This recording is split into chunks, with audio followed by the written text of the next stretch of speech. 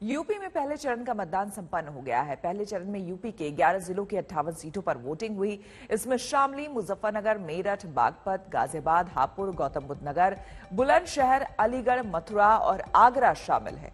UP का किला फतेह करने के लिए पश्चिमी दरवाजे से घुसना सबसे मुश्किल रहा है, लेकिन जिसने भी पश्चिमी यूपी में जीत का परचम लहराया है, उसे सत्ता पाने से कोई रोक नहीं पाया।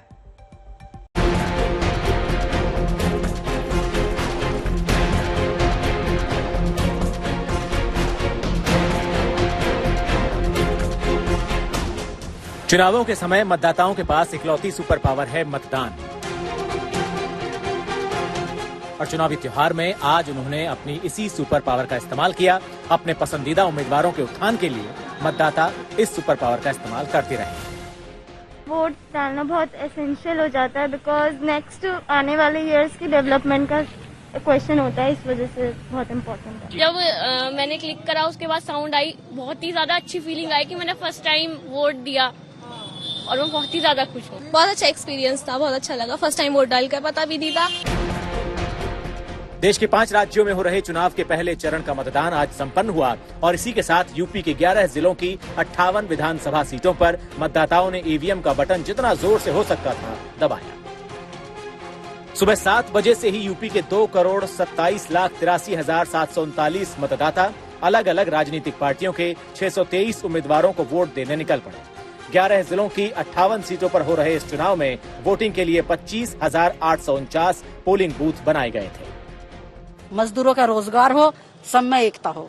क्या क्या दिक्कत है यहाँ पर? मुद्दा रोजगार का है जी, जो पढ़े लिखे हैं उनको नौकरी मिले। हमारे लिए मुद्दा यही है, उसका सुरक्षा का, फिरौती का, लूटमार का, किडनैपिंग का।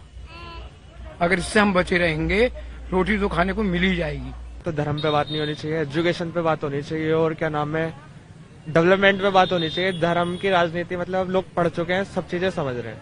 मैं चाहती हूँ कोई योग्य बैठे जो सबका भला करे, थोड़ी महंगाई कम हो, औरतों को अच्छे से सिक्योरिटी मिले। गुंडा राज खत्म होना चाहिए।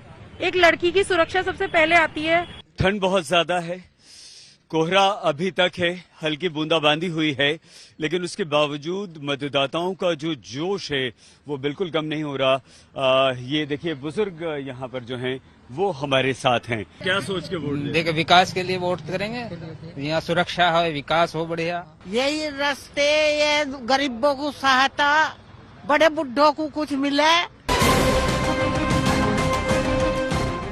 पहले चरण के मतदान से पहले ही सुबह सुबह पीएम मोदी ने जनता से वोटिंग की अपील भी की और इसको लेकर उन्होंने एक ट्वीट किया जिसमें लिखा था, उत्तर प्रदेश विधानसभा चुनाव में आज पहले चरण की वोटिंग है। सभी मतदाताओं से आग्रह है कि वो कोविड नियमों का पालन करते हुए लोकतंत्र के इस पावन पर्व में बढ़ चढ़कर हिस्सा लें। याद रखना है, पहले मतदान फिर जलपान। एक तरफ पीएम ने जनता से अपील की कि वो मतदान में बढ़ चढ़कर हिस्सा लें, दूसरी तरफ उम्मीदवारों ने अपने दिन की शुरुआत पूजा पाठ और ईश्वर के आशीर्वाद के साथ की और उम्मीद की कि मतदाता उनके पक्ष में ही वोट करेंगे।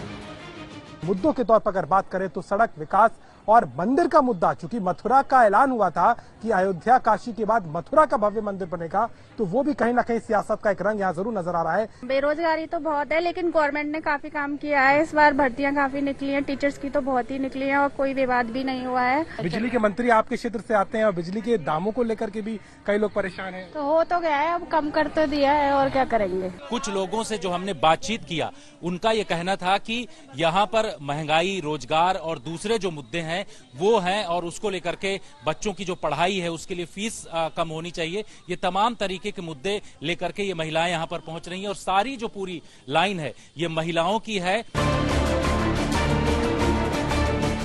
यूपी के 11 जिलों की 58 सीटों पर वोटिंग हुई। इन अलग अलग जिलों में विधानसभा सीटों की स्थिति क्या है आपको दिखाते हैं।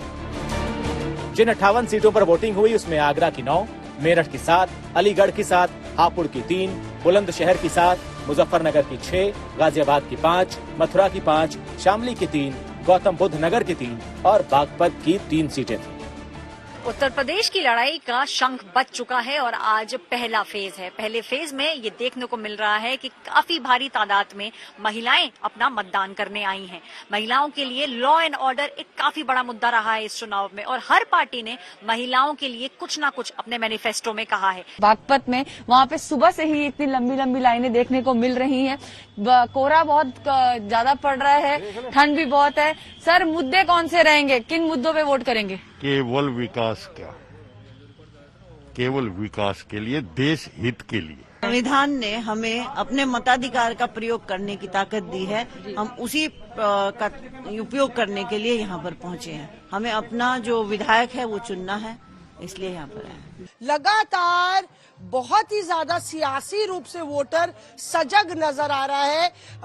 दोनों तरफ के पक्षों की बात सुनी है और देखना दिलचस्प होगा कि आखिर इन सब मुद्दों में कौन सा मुद्दा ऐसा है जो जो भी पार्टी है जो इस चुनावी समर में उनकी नैया पार लगाता है।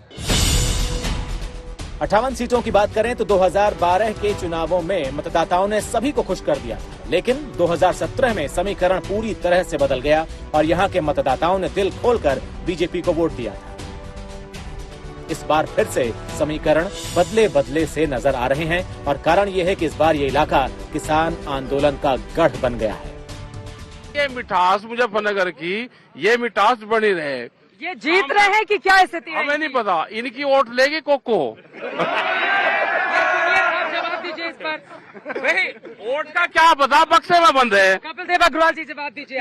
मंत्री भी है, बीजेपी के इतने बड़े नेता राकेश ठीक है जी, भाजपा को वोट कर रहे हैं, ये कुछ भी है। ये भाजपा को वोट कर रहे हैं। जाट बहुल इस इलाके में सेंध लगाने के लिए अखिलेश यादव और जयंत चौधरी हाथ मिला चुके हैं। जाटलैंड में मतदाताओं को अपना बताने का दम भी भर रहे हैं, लेकिन बीजेपी ने जयंत चौधरी की निष्ठा पर सवाल उठाए क्योंकि वो इस इलाके का होने के बावजूद वोट देने नहीं आए।